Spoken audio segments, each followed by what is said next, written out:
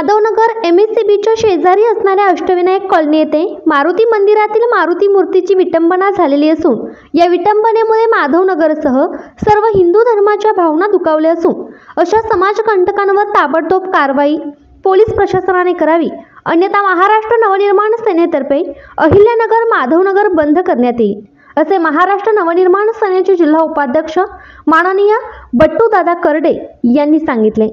यावेळी मनसेचे पदाधिकारी, वास्तव प्रतिष्ठानचे पदाधिकारी मोठ्या संख्येने उपस्थित होते। अहिल्यानगर मधील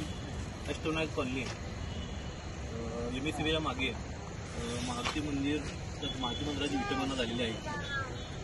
आणि अशा मूर्तीचे एकदम असे खंड झालेले आहेत आणि त्यावर पोलिसांनी तत्काळ कारवाई करावी, नाहीतर मनसेतर्फे माधवनगर बंद, अहिल्यानगर माधवनगर हा परिसर 2 दिवसात जर कारवाई झाली आणि आरोपींना शिक्षा व्हावी आणि आरोपी समोर व्हावे, नाहीतर आम्ही माधवनगर आणि अहिल्यानगर परिसर हा बंद करण्याचा इशारा दिला।